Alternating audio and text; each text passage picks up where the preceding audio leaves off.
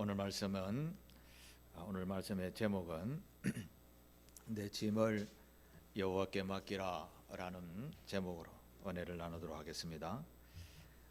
사람이 살아가다 보면 기가 막힌 일들을 만날 때가 종종 있습니다. 저와 여러분들도 마찬가지겠지만 여러분들도 기가 막힌 일을 만났을 때에는 누구를 제일 먼저 떠올리며 야, 이거 누구에게 도움을 청하지라고 생각을 합니까? 아마 대부분 동일한 그런 생각을 가지겠지만 우리 남편, 우리 아내, 우리 자식들 먼저 연락해야 되지 않겠는가, 좀 도와달라 해야 되지 않겠는가, 그렇게 대부분 생각하며 그렇게 대처하려고 생각을 할 것입니다. 세상을 창조하신 지혜로운 하나님께서는 우리에게 이런 말씀을 하셨습니다. 시편 146편 3절에 있는 말씀인데, 귀인들을 의지하지 말며 도울 힘이 없는 인생도 의지하지 말지니 라고 그렇게 가르쳤습니다. 여기에서 귀인들이라는 말은 세상에 힘을 가진 사람을 이야기합니다. 때로 돈을 많이 가지고 있거나 권력을 가지고 있거나 그런 힘을 가지고 있는 사람들을 지칭하는 말씀입니다. 그런데 우리들이 힘들고 어려울 때, 기가 막힌 일을 만났을 때 이런 힘이 있는 사람들에게 도움을 청하면 도와줄까요? 물론 도와줄 수도 있습니다. 그러나 도움을 청하면요, 반드시 여기에 대한 대가를 지불해야 됩니다. 대가를 치러야 도움을 받을 수가 있습니다. 어찌 보면 도움을 차라리 청하지 아니하는 것이 나을지도 모르는 그런 상황이 우리 인생의 모습 속에 있다라는 것이죠. 도울 힘이 없는 인생도 의지하지 말라라고 하셨습니다. 이 말은 무슨 말인가 하면 우리의 인생이 유한하다라는 것입니다. 한계가 있다라는 말씀이죠. 사람이 그렇습니다. 호흡이 끊어지면 우리 모두는 다 흙으로 금방 돌아가게 됩니다. 이 세상의 역사 중에 가장 강대했던 나라가 로마라는 나라입니다. 그 로마의 나라의 한때 최고의 권력자였던 카이사르라는 그 황제가 죽을 때 그의 충복인 브루투스라는 충복이 있었는데, 그 브루투스 충복을 따르는 사람들이 카이사르를 칼로 수없이 찔러서 죽였습니다. 죽으면서 브루투스 넘어져라고 하면서 죽었다고 합니다. 우리나라의 경제를 암울한 곳에서 이렇게 세운 박정희 대통령도 그의 최고의 보좌관이라고 할 수 있었던 중앙정보부장에게 총을 맞아 돌아가셨지요. 인생이라는 것은 이러하다라는 교훈입니다. 그래서 도움을 청할 힘이, 도울 힘이 없는 인생이라는 거죠. 그런 인생들을 의지하지 말라라고 성경은 가르쳐 주는 것입니다. 오늘 우리가 읽었던 이 본문 속에도 다윗이라는 인물이 인생에 있어서 참 기가 막힌 일을 당했습니다. 예를 들자면 자기에게 가장 친하고 가장 믿었던 사람에게 배신을 당했다라는 거죠. 여러분, 그러면 어떤 생각을 가지겠습니까? 아니, 너마저 그렇게 생각하며 원수처럼 생각하지 않겠습니까? 그런데 다윗은 그런 자기를 배신했던, 그렇게 마음을 썼던, 애를 썼던 가장 가까운 친구에게 배신을 당하고 난 뒤에 그를 정죄하는 것보다 이 문제를 어디로 가지고 갔는가 하면, 하나님이여 나를 도와주시옵소서, 그렇게 고백하며 하나님께 도움을 청했다라는 것입니다. 그런 의미로 오늘 18절을 한번 보십시오. 18절에 같이 읽겠습니다. 나를 대적하는 자 많더니 나를 치는 전쟁에서 그가 내 생명을 구원하사 평안하게 하셨도다. 아멘. 왕이라는 지위는 일대 다수입니다. 왕의 자리를 항상 누군가 노리고 있는 거죠. 그래서 왕의 자리는 참 외롭고 힘든 자리이기는 마찬가지입니다. 지도자는. 그래서 자기를 대적하는 자가 엄청나게 많다라는 것이죠. 나를 치는 전쟁에서 다윗은 하나님께 의지했더니 내 생명을 그가 여호와께서 구원하사 평안케 하셨도다라는 고백이 바로 18절의 말씀입니다. 하나님을 의지했더니 무엇을 주셨다고 합니까? 구원과 평안을 주셨다라고 하십니다. 우리에게 최고의 선물은 평안이 아닌가 생각을 합니다. 여러분의 생활 속에 평안만 있으면 그보다 더 행복한 것이 어디 있을까요? 재물보다, 명예보다, 권세보다 평안이 최고인 줄 믿습니다. 자, 그러면 오늘 성경에는 이 구원과 평안을 얻는 방법에 대해서 교훈해 주고 있습니다.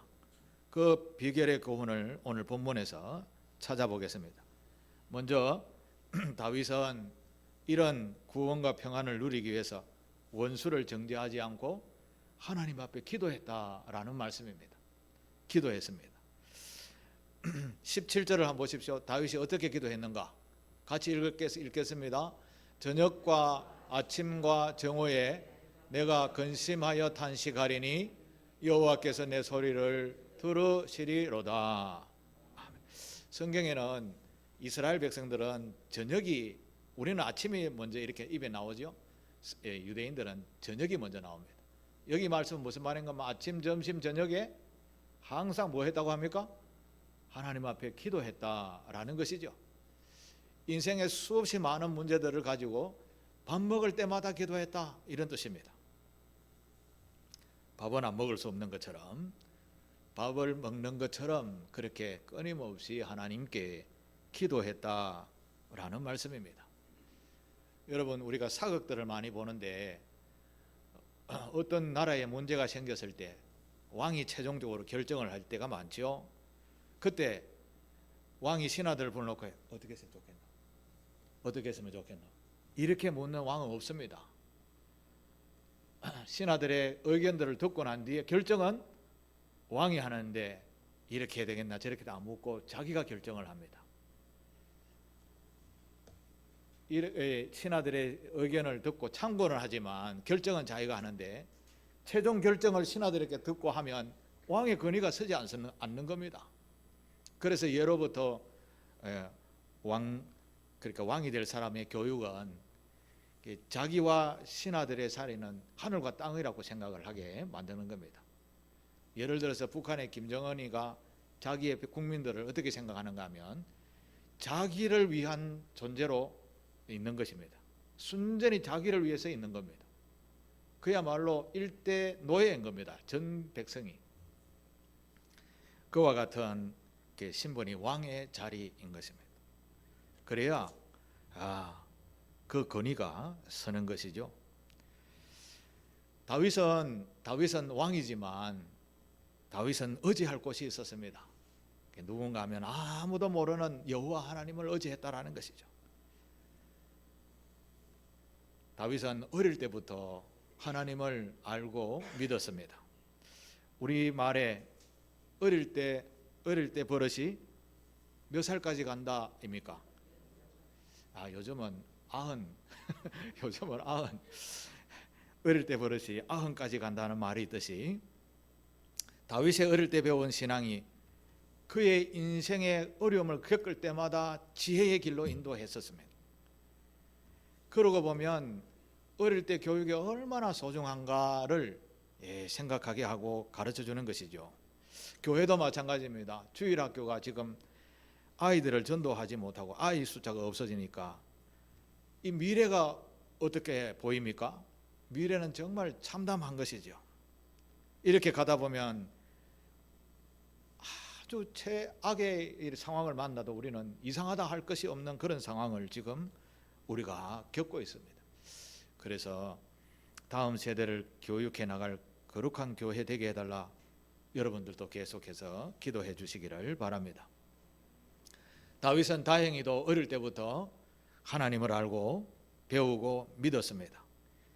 이 하나님을 믿는 믿음을 가지고 젊었을 때부터 살다가 어느 날 17살쯤에 골리앗이라는 장군을 만나게 됩니다. 하나님의 이름을 막 조롱을 하는 것이죠.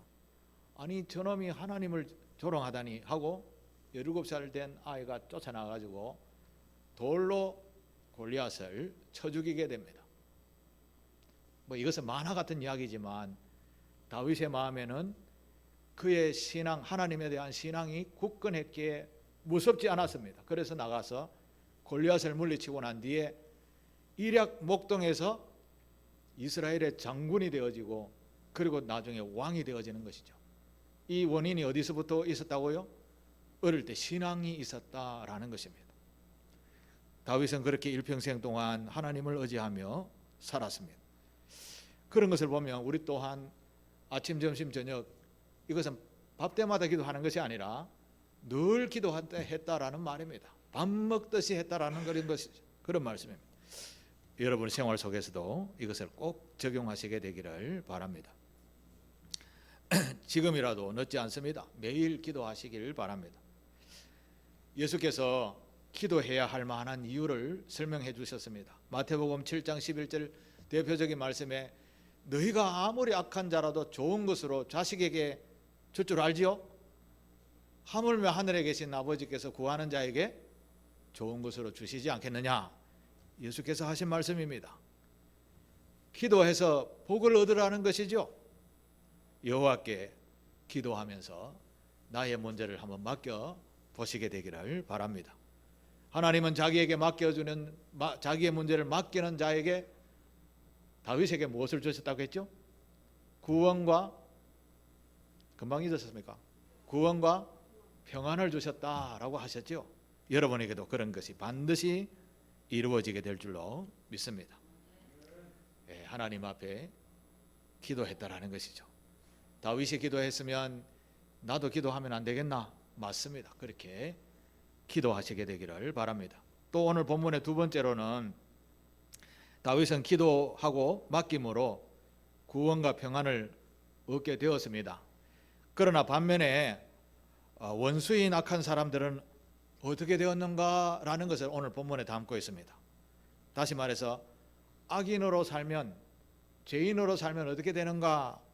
19절 하반절부터 21절에 기록합니다. 우리 같이 한번 읽겠습니다. 그들은 변하지 아니하며 하나님을 경외하지 아니함이니이다.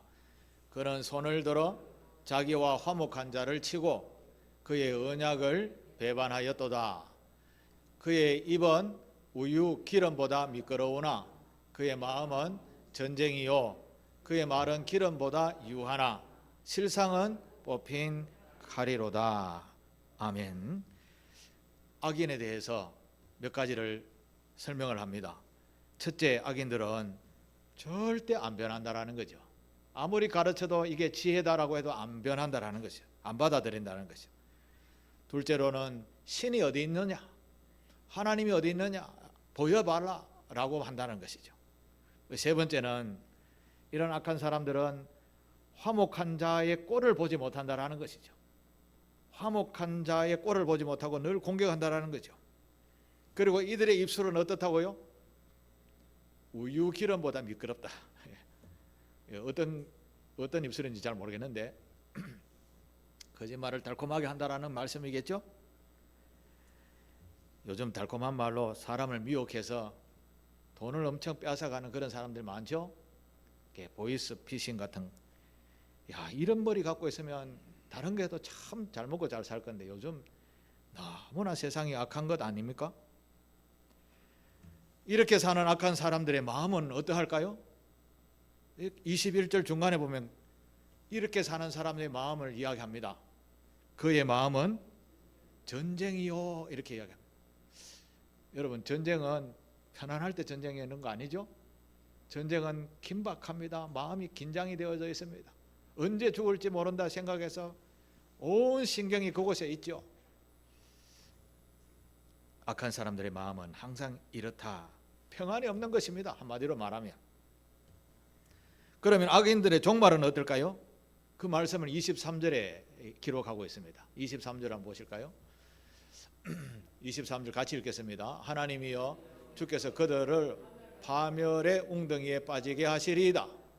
피를 흘리게 하며 속이는 자들은 그들의 날에 반도 살지 못할 것이나 나는 주를 의지하리이다. 아멘. 여러분, 악인들의 종말은 파멸이다 이렇게 이야기합니다. 그들로 파멸의 웅덩이에 빠지게 한다 그렇게 말씀하시죠. 파멸. 두 번째는 남의 인생에 피를 흘리게 한다. 이런 거 우리 많이 보시죠? 남의 인생을 피를 흘리게 한다. 어제 러시아의 무슨 극장에서 테러가 났지요. 143명이던가 참 공연 보다가 박수 치다가 돌아가시게 되었다는 거죠. 이야, 이거 참 참담합니다. 그리고 이 악인들의 중요한 것이 뭐라고 합니까? 그들의 날이 반도 살지 못할 것이다 이렇게 이야기합니다. 그들의 생명이 2분의 1도 못 산다라는 그런 말씀을 하고 있는 것이죠. 생명이 길지 않다라는 것이죠. 악인들은. 이런 것을 알았던 다윗이 고백을 합니다. 나는 하나님께 맡기며 살겠다. 하나님을 의뢰하며 살겠다. 바로 성도들이 지켜야 할 교훈인 겁니다.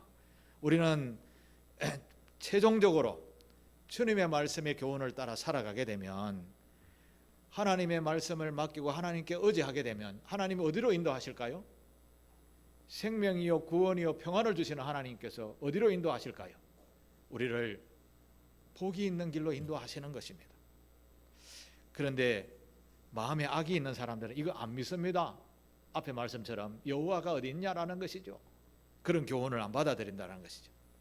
그래서 저와 여러분들도 그렇게 믿어지지 않으면 내 안에 하나님을 부인하는 이런 악들이 여전히 공존하고 있구나. 그래서 철저하게 악을, 내 안에 죄악을, 내 안에 전능하신 하나님을 부인하는 것을 몰아내어야 됩니다. 스스로 하나님을 내 안에 주인으로 삼고 악을 내 안에서 몰아내어야 된다라는 말씀입니다. 그 말씀을 하나님께서는 이렇게 표현하셨습니다. 내가 거룩하니 너희도 거룩하라 이렇게 표현하셨습니다.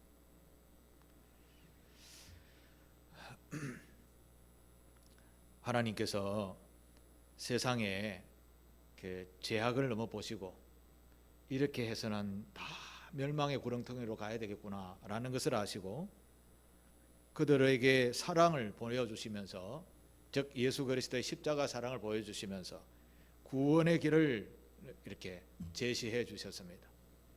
그를 믿는 자에게는 하나님의 자녀가 되는 권세를 주신다라고 길을 열어 주셨습니다. 우리는 그 길을 구별해서 걷는 삶을 거룩한 삶이라 그렇게 배우고 알고 나아가고 있는 것이죠. 그런데 우리는 일반적으로 거룩한 삶이라고 하면 굉장히 어렵게 생각합니다. 때로는 거룩함이라는 것이 세상과 좀 다르게 사니까 힘들 수 있습니다. 때로는 어떤 사람이 깊은 산중에 가서 세상과 다른 그런 고독한 삶을, 또 인생이 무엇인가라고 깊이 생각하면서 사는 것, 이런 것을 구별되게 사는 거룩한 삶이 아닌가 이렇게 생각하는 사람들도 있습니다. 물론 그것도 때로는 한 번씩은 있으면 좋지요. 그런데 거룩한 삶은 성경은 그렇게 이야기하지 않습니다. 예를 들어서 한번 설명해 보겠습니다. 그 구약성서 신약성서의 전체에 죽음을 보지 않고 하늘나라에 가신 분이 있습니다. 혹시 그분들은 누군지 아십니까? 두 분이 있는데요. 한 분은 엘리야라는 선지자고요. 또 한 분은 에녹이라는 분이 있습니다. 엘리야 같으면 우리가 참 부담스럽습니다. 엘리야는 어떤 분인가 하면 선지자 중에 선지자고요. 그가 기적과 이적과 표적들은 거의 과히 예수님과 다르지 아니하는 그런 놀라운 능력을 가지신 분입니다. 그래서 그 당대의 최고의 악한 왕, 또 그의 아내 이세벨이 바알과 아세라 신을 섬기는 그때에 엘리야 혼자 대적해서 싸웠었습니다. 그리고 결국은 엘리야가 승리하고 그 대를 엘리사에게 물려주고 하나님께서 부르셔서 불병거를 타고 하늘나라로 올라가신 분이 엘리야 선지자입니다. 이렇게 엘리야 선지자라고 이야기하면 우리는 아무 상관이 없겠다 이렇게 생각할 수 있습니다. 그렇게 하나님의 권능을 받은 사람이 그렇게 해도 하나님께서 데리고 가십니다. 그러나 우리가 위로받을 수 있는 분이 한 분 계십니다. 그분이 누군가 하면 바로 에녹이라는 분입니다. 에녹. 성경에 나오는 에녹이 어떤 분이다라는 기록을 신약 구약 다 찾아보면 이런 말씀이 있습니다. 몇 구절 안 됩니다. 첫 번째 창세기 5장 21절에 보면 에녹은 65세에 머두셀라를 낳았고, 그리고 기록이 없습니다. 그리고 하나님과 동행하며 자녀를 낳았다 이렇게 기록이 있는데요, 이것은 무슨 말씀인가 하면 세상에 사람이 태어나서 생육하고 잘 먹고 잘 살아서 결혼하고 자녀 낳고 잘 살았더라 이겁니다. 에녹은 그런 삶을 살았던 분입니다. 창세기 5장 24절에 보면 에녹이 하나님과 동행하더니 하나님과 동행했다라고 이야기합니다. 그래서 하나님이 그를 데려가셨으므로 세상에 있지 아니하였더라. 하나님과 동행했구나. 에녹은 세상에 와서 잘 먹고 잘 살고 자녀 놓고 행복하게 살았고, 그런데 그 삶은 하나님과 동행했구나. 그 다음에 신약성경 히브리서 11장 5절에 보면 에녹에 대한 이야기가 나옵니다. 믿음으로 에녹은 이제 나오죠. 하나님과 동행하는 삶은 무슨 생활이요? 믿음 생활이라는 것이죠. 믿음으로 에녹은 죽음을 보지 않고 옮겼으니 하나님이 그를 옮기심으로 다시 보이지 아니하였느니라. 그는 옮겨지기 전에 하나님을 기쁘시게 하는 자라는 증거를 받았다. 자, 에녹은 하나님과 동행, 그 믿음의 삶을 살았다. 그 다음에 그 믿음의 삶 속에 하나님을 기쁘시게 하는 자라는 그런 소리를 들었던 사람이었다. 그렇게 표현하고 있습니다. 하나님과 동행하는 삶, 어떤 삶이죠? 바로 저와 여러분이 거룩한 주일을 지키려고 주의 전에 모여서 하나님의 말씀을 듣고 예배하는 삶, 이거 하나님의 동행하는 삶입니다. 우리와 다르지 않죠? 다르지 않습니다. 그리고 주 예수 그리스도를 내가 믿습니다 라고 나의 입술로 고백했습니다. 이게 믿음 생활입니다.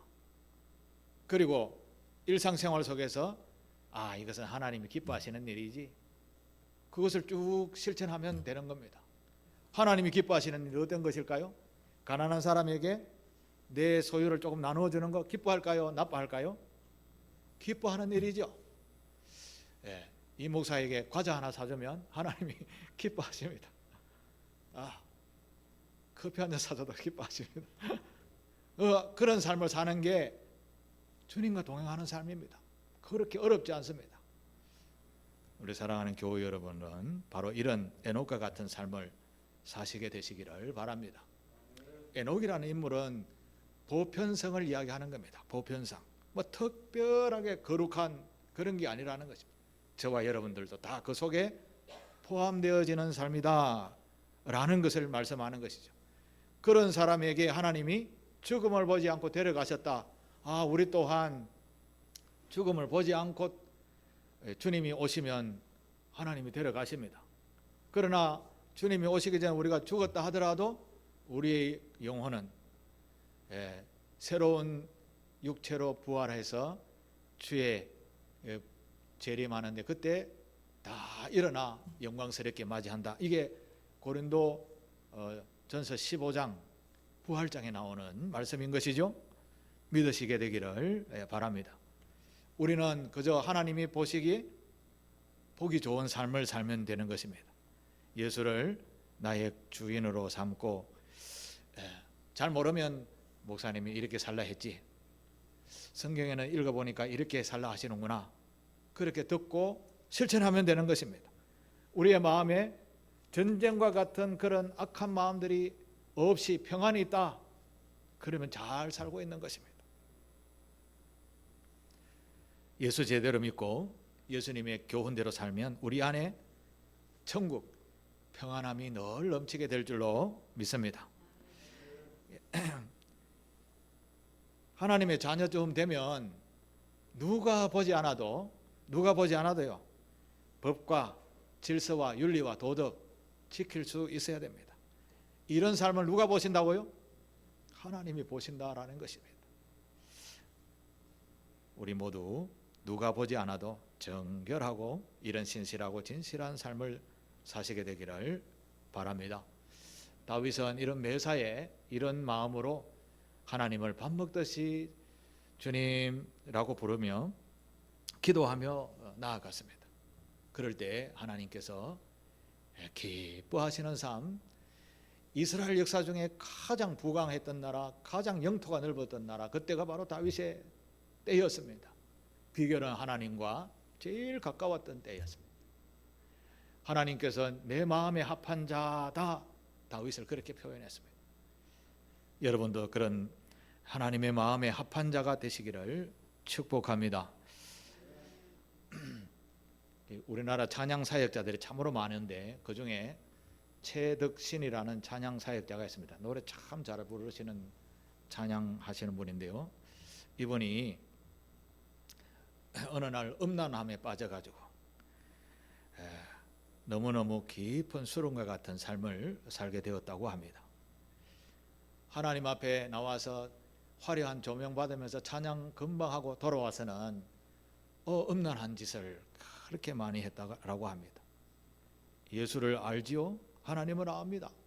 그래서 마음의 전쟁이 끊임없이 일어나니까 어느 날 결단하고 자기가 다니는 교회 목사님에게 고백하고 기도받고 그렇게 자유함을 얻으면서 회복해 되는 그런 기간을 쭉 살다가 어느 날 갑자기 또 도진 거죠.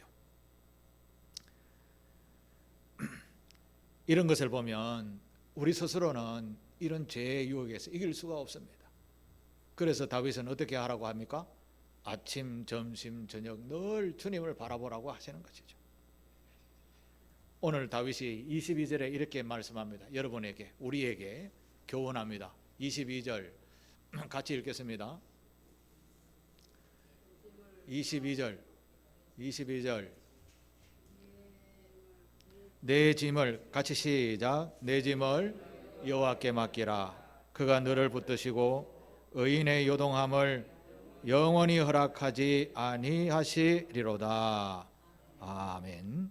우리가 온전히 하나님께 우리의 인생의 운전대를 맡길 때 소망이 있다라는 말씀입니다. 천국의 소망을 둔 자는 이 말씀에 마음이 깊이 새기고 순종하는 자의 삶 살아가시게 되기를 바랍니다. 오늘은 종려주일입니다. 종려주일이라는 말은 예수님께서 십자가의 죽음을 앞두고 예루살렘에 입성했다. 왜 예루살렘에 왔죠? 인류의 죄를 대신 지시기 위하여 무거운 마음으로 예루살렘 성전에 올라온 그 날을 기념하기 위한 절기입니다. 그게 바로 절기로 치면 오늘인 것이죠. 그리고 월, 화, 수, 목 고난을 당하시고 금요일 날에 십자가에 달려 돌아가시는 그런 주간이 고난주간이라고 이제 이번 주 월요일부터 그렇게 지키게 되는 겁니다.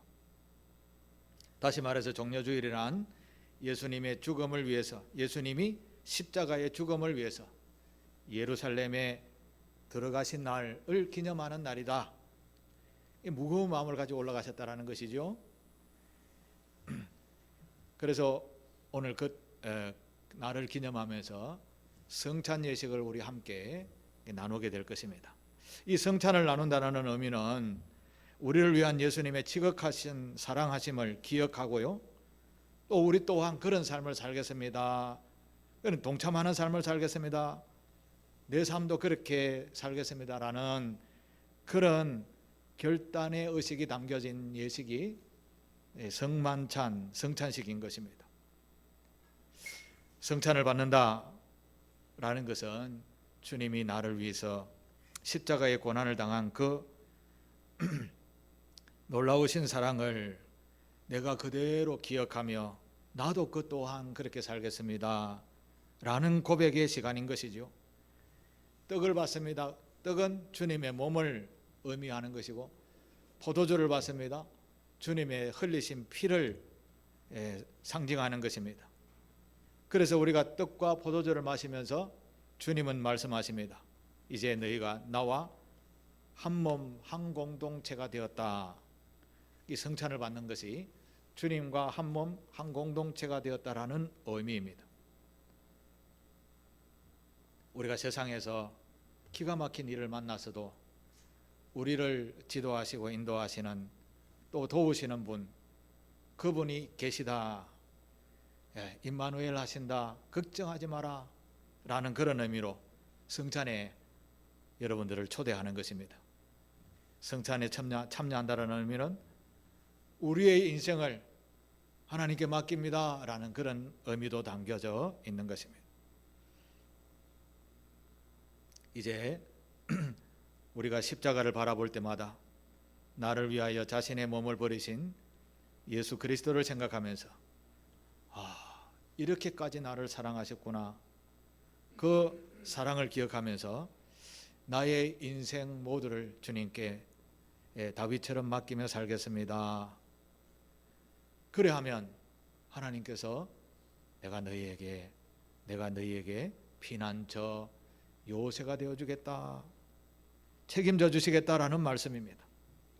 우리는 다윗의 받았던 교훈을 우리의 삶에 가지고 와서 여호와께 맡기는 삶을 살았을 때 하나님께서 나에게 이런 놀라운 일을 경험하며 살게 해주셨구나라는 그 경험을 오늘 여러분들에게도 동일한 은혜로 받으시게 되기를 바랍니다. 자기 아들을 우리를 위하여 내어주신 하나님께서 우리를 모른 척 하시겠습니까? 절대 그렇지 않습니다. 그래서 우리는 우리의 인생을 의심 없이 하나님께 맡길 때 하나님께서 다윗에게 주셨던 영원한 구원과 참된 평안을 우리에게 주실 줄 믿습니다. 그런 믿음의 결단을 가지고 늘 구별된 삶을 사는 상길교회 교우들 다 되시기를 주님의 이름으로 축복합니다.